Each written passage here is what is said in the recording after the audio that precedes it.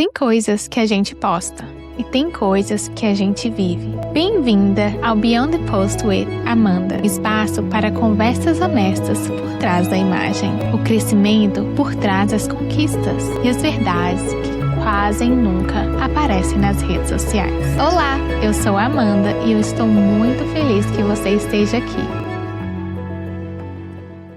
Eu gostaria de começar esse episódio fazendo uma pergunta. Você já teve aquela sensação de quando começou a cuidar de si e em vez de melhorar, pareceu que tudo ficou pior? Porque foi exatamente isso que aconteceu comigo. Eu lembro de pensar, tem alguma coisa errada? Porque a gente cresce ouvindo que curar é libertador, que terapia ajuda, que olhar para dentro traz paz. Então, eu imaginava que no momento em que eu começasse esse processo, eu iria me sentir mais leve, mas não foi isso que aconteceu. Na verdade, fiquei mais irritada, insensível, muito mais cansada. Comecei a chorar por coisas que eu nem entendia direito. Passei a perceber situações que antes simplesmente eu aceitava. E isso foi assustador, porque ninguém me avisou que a cura primeiro pode bagunçar tudo. Ninguém me disse que eu iria sentir luto por pessoas que ainda estão vivas, que algumas amizades deixariam de fazer sentido, que certos ambientes começariam a parecer pequenos, que algumas conversas passariam a me cansar. Ninguém me contou que eu ia sentir falta até da pessoa que eu acostumava ser. E talvez essa seja a parte mais difícil. Porque quando você começa a mudar, você ainda não conhece quem você está se tornando. Você já sabe que você não cabe mais naquela versão antiga. Hoje em dia, a gente vê muitas pessoas falando sobre cura nas redes sociais. Eu adoro que esse assunto esteja sendo falado, mas às vezes parece que a cura virou uma estética, um diário bonito, uma vela acesa, música calma, rotina perfeita, uma frase inspiradora. Eu amo tudo isso, mas elas não contam a história inteira, porque existe uma parte que quase ninguém mostra. A parte em que você questiona tudo, a parte em que você sente raiva, a parte em que você pensa em desistir, a parte em que você acha que talvez estivesse melhor antes de começar. E eu queria falar justamente sobre essa parte. A parte que não rende foto bonita, a parte que não vira reels, a parte que acontece quando a câmera desliga. Porque esse podcast sempre foi sobre isso, sobre o que existe além da postagem, além da imagem, além da versão editada. Então, hoje eu quero abrir uma conversa bem honesta. Não como alguém que descobriu todas as respostas. Que eu acho que às vezes a gente não precisa ouvir alguém que já chegou. A gente precisa ouvir alguém que ainda está caminhando e talvez você esteja exatamente aí também. Então, fica comigo até o final, porque se você está no meio desse caos, talvez você descubra que ele não significa que você está perdida. Talvez ele seja justamente o sinal de que alguma coisa finalmente está mudando. Eu acho curioso como a gente cria expectativas sobre coisas que nunca vivemos e com a cura não é diferente. Antes de começar o meu processo, eu tinha uma imagem muito específica de que seria.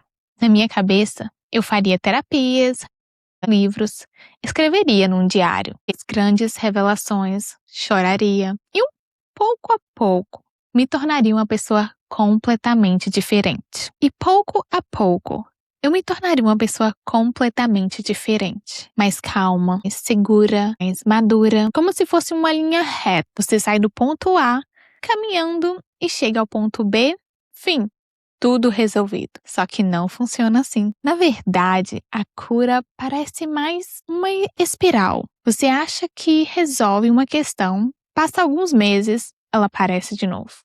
E a sua primeira reação é: meu Deus, eu voltei para o mesmo lugar. Mas será que voltou mesmo? Ou será que você está olhando para uma camada mais profunda? Essa pergunta mudou completamente a forma que eu enxergava o meu processo. Porque durante muito tempo eu confundia revisitar uma dor com fracassar. Hoje eu entendo que as coisas são completamente diferentes. Você não volta igual. você volta diferente, mais consciente, mais preparada, mais honesta. É como reler um livro de alguns anos. O livro continua o mesmo, mas quem mudou foi você. E por isso você entende coisas que antes nem percebia. Cura funciona muito assim. Outro mito enorme é acreditar que curar significa viver em paz o tempo inteiro. Eu realmente acreditava nisso e pensava, quando eu estiver curada, nada mais vai me atingir. Só que aconteceu justamente o contrário. Eu comecei a sentir muito mais, porque durante anos eu não estava em paz. Eu estava anestesiada. Existe uma diferença enorme entre paz e anestesia. A paz, a gente olha para o problema e continua tranquila. A anestesia simplesmente finge que ela não existe. E durante muito tempo, eu confundia as duas. Eu dizia que estava bem o tempo todo quando eu não estava. Eu dizia que não ligava quando eu ligava muito. Eu dizia que eu entendia o outro, quando na verdade só tinha medo de desagradar. Talvez você já tenha feito isso. Talvez você tenha engolido um monte de coisas achando que era maturidade, quando na verdade era medo, era sobrevivência, era falta de limite. E sabe o que acontece quando você para de reprimir? Tudo aquilo que ficou guardado começa a sair. É como abrir uma caixa que ficou fechada durante anos. Você não escolhe as emoções que aparecem primeiro. Elas simplesmente aparecem. Raiva, tristeza, dor, vergonha, frustração, medo, tudo junto. Isso assusta. Porque você pensa, eu achei que eu estava evoluindo. Então, por que eu estou me sentindo assim? Mas talvez justamente porque você está evoluindo. Porque sentir não é andar para trás. Sentir é parar de fugir. Tem outra mentira que quase ninguém fala. E talvez essa tenha sido uma das mais dolorosas para mim. A ideia de que todo mundo vai comemorar quando você começar a mudar. Nossa, como eu queria que isso fosse verdade. Mas nem sempre é.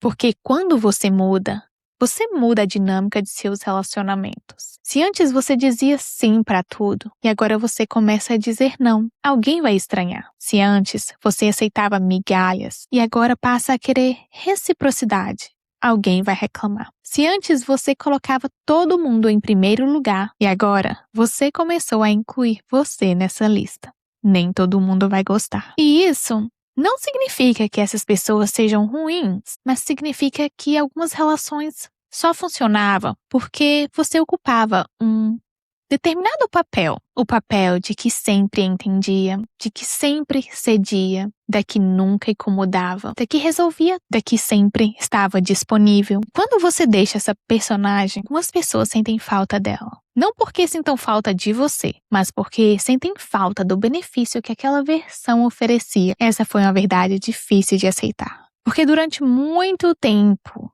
eu personalizei isso. Achei que tinha algo errado comigo. Hoje eu vejo diferente. Quando você cresce, algumas relações crescem juntos. Outras terminam. Nenhuma das duas coisas acontece da noite pro dia. É um processo, às vezes silencioso, às vezes doloroso, mas necessário. E talvez exista alguém ouvindo isso agora. Você sente que mudou, mas parece que ninguém entende. Você sente que já não pertence mais a alguns lugares, mas também ainda não encontrou os novos. Você olha para trás, não quer voltar. Olha para frente, ainda não consegue enxergar direito. É uma sensação estranha. Como se você estivesse entre duas versões de si mesma. E eu queria te dizer uma coisa, que eu gostaria de ter ouvido naquela época. Você não está perdida. Você está em transição. E existe uma diferença entre essas duas. A largata também parece perdida antes de virar borboleta. Mas ela não está perdida. Ela está se transformando. E talvez seja exatamente isso que esteja acontecendo com você agora. Que ela passou muito longe de ser bonita. E foi justamente aí que eu comecei a entender o que significa de verdade curar. Eu acho que existe uma pergunta que quase ninguém faz. A gente sempre se pergunta, como eu me curo? Mas talvez a pergunta mais honesta seja, quando foi que eu percebi que eu precisava me curar? Porque olhando para trás, eu percebo que durante muito tempo Eu nem sabia que estava vivendo no piloto automático. Eu fazia tudo o que precisava fazer. Trabalhava, planejava, sonhava, me ocupava. Sempre tinha alguma coisa para resolver, sempre tinha uma meta para bater, sempre tinha um próximo passo. E durante muito tempo, eu achei que isso significava que eu estava bem, mas hoje eu entendo que tem uma diferença enorme de estar ocupada e estar presente. Porque quando você preencher todos os espaços da sua agenda, você pode justamente preencher todos os espaços da sua agenda justamente para nunca precisar de encontrar os espaços dentro de você. E foi exatamente isso que aconteceu comigo. Eu percebi que o silêncio me incomodava. Ficar sozinha comigo mesmo me incomodava. Não de fazer nada me incomodava. Comecei a me perguntar por quê? Por que eu precisava estar sempre produzindo? Sempre pensando no futuro, sempre imaginando o próximo objetivo, sempre tentando resolver a minha vida inteira antes mesmo de viver o dia de hoje. Foi quando eu percebi uma coisa muito desconfortável. Talvez eu não estivesse correndo em direção aos meus sonhos, talvez eu estivesse correndo de mim. E foi uma das primeiras verdades difíceis de admitir, porque ninguém gosta de descobrir que passou anos evitando sentir. Mas foi exatamente isso que eu evitava, sem perceber. E sabe o mais curioso? Nem parecia uma fuga. Parecia produtividade, parecia responsabilidade, parecia ambição. Só que no fundo, era uma maneira sofisticada de não olhar para algumas dores. E eu acho que muita gente faz isso. E a gente acha que está evoluindo porque está sempre fazendo alguma coisa. Mas às vezes, a gente só está mantendo a mente ocupada o suficiente para não precisar ouvir o coração. E aí veio a parte mais inesperada. Quando eu finalmente desacelerei, tudo aquilo que eu tinha empurrado para baixo começou a aparecer. Lembranças, sentimentos, conversas antigas, pessoas, momentos em que eu jurava que tinha sido superados. E eu lembro de pensar, mas eu já trabalhei isso, já falei sobre isso na terapia, já escrevi sobre isso, já chorei sobre isso. Então por que isso voltou? Hoje eu entendo. Naquela época, eu tinha entendido a história, mas ainda não tinha sentido a emoção. Existe uma diferença entre compreender uma dor e permitir que ela atravesse você. Você pode explicar perfeitamente o que aconteceu, pode saber exatamente aquilo que machucou, pode até aconselhar outra pessoa sobre o assunto, e mesmo assim, ainda carregar aquela dor dentro do seu corpo. Foi isso que aconteceu comigo. Meu corpo ainda estava vivendo coisas que a minha mente já diziam ter acabado. E isso foi muito estranho, porque parecia que eu estava andando para trás, mas eu não estava. Eu só estava chegando em um lugar mais profundo. Outra coisa que começou a acontecer foi que eu comecei a enxergar padrões. E, sinceramente, no começo eu não gostei. Porque consciência parece linda quando a gente fala dela. Mas viver a consciência é muito desconfortável. Porque depois que você enxerga um padrão, você não consegue mais fingir que não o viu. É como acender a luz de um quarto. Depois que a luz acende, você não consegue mais convencer a si mesmo de que ainda está no escuro. Eu comecei a perceber as escolhas que se repetiam, pessoas que sempre escolhia, situações que nem sempre acabavam, as histórias que eu contava para justificar comportamentos, as desculpas que eu criava para continuar aceitando menos do que eu merecia. E eu queria muito dizer que, naquele momento, eu me senti forte. Não, eu senti muita vergonha de perceber que, sem querer, eu também tinha participado do meu próprio sofrimento. Não porque eu fosse culpada, mas porque eu não sabia fazer diferente. Existe uma diferença entre culpa e responsabilidade. Culpa diz, você estragou tudo. A responsabilidade diz, agora que você sabe, você pode escolher diferente. E essa mudança de perspectiva mudou muita coisa para mim. E foi aí que eu comecei a entender que curar não é virar outra pessoa, é parar de abandonar quem você sempre foi. É isso.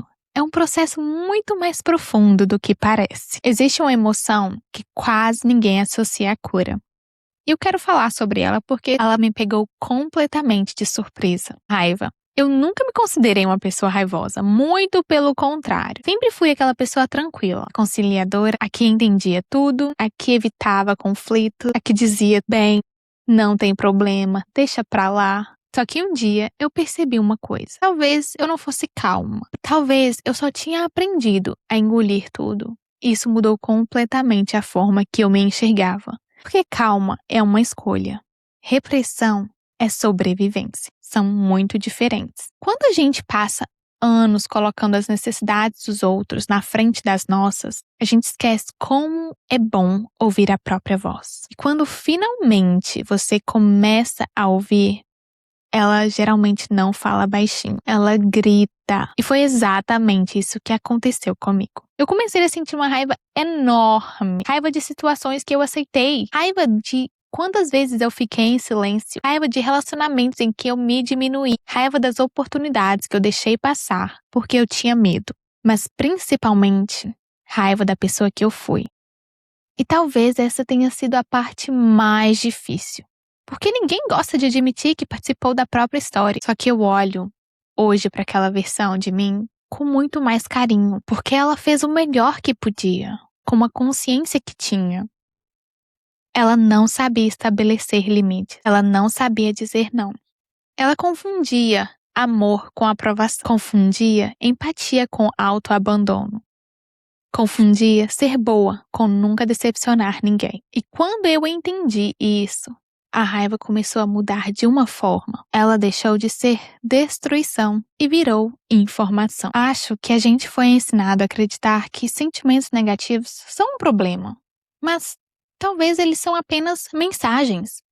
A inveja pode mostrar algo que você deseja viver. O medo pode mostrar algo onde existe crescimento. A tristeza pode mostrar o que ainda importa para você. E a raiva? A raiva quase sempre aponta para um limite que foi ultrapassado. Ou por outra pessoa, ou por você mesma. Eu comecei a perguntar para minha raiva: o que você está tentando me mostrar? E as respostas eram impressionantes. Ela dizia: você aceitou isso por tempo demais, você está cansada, você está tentando agradar todo mundo, você esqueceu de você, percebe como muda? Ao invés de lutar contra a emoção, eu comecei a escutá-la. E isso não significa agir com raiva. Existe uma diferença enorme entre sentir uma emoção e deixar que ela dirija a sua vida. Sentir é humano. Agir impulsivamente é uma escolha. Então, eu comecei a permitir que as emoções existissem, sem julgamento, sem culpa, sem aquela necessidade de imediatamente transformá-las em gratidão. E às vezes a gente quer espiritualizar tudo muito rápido, quer aprender a lição imediatamente, quer perdoar imediatamente, quer seguir em frente imediatamente. Mas algumas emoções precisam apenas ser sentidas, sem pressa, sem culpa, sem vergonha. Hoje eu vejo que a raiva foi uma ponte, ela não era o destino. Ela só estava me levando para um lugar onde eu finalmente aprenderia a me respeitar. E talvez seja isso que ninguém conte sobre a cura. Antes da paz, existe o caos. Antes da leveza, existe o peso. Antes da liberdade, existe a coragem de olhar para tudo aquilo que você passou anos tentando esconder. E por mais desconfortável que isso seja, talvez essa seja exatamente o momento em que a verdadeira transformação começa. Porque a cura não começa quando você deixa de sentir. Ela começa quando finalmente você para de fugir do que você sente. Se esse episódio fez companhia para você de alguma forma, por favor, me conte nos comentários. Eu adoro ler as histórias de vocês e muitas vezes elas me inspiram para os próximos episódios. Compartilhe esse episódio com alguém que talvez precise ouvir essa conversa hoje. E se você ainda não segue o podcast, aproveita para acompanhar. Toda semana vamos ter um episódio novo. E eu quero agradecer, muito obrigada por ter passado esse tempo aqui comigo. E até o próximo episódio. E lembre-se, a vida mais importante acontece beyond the post.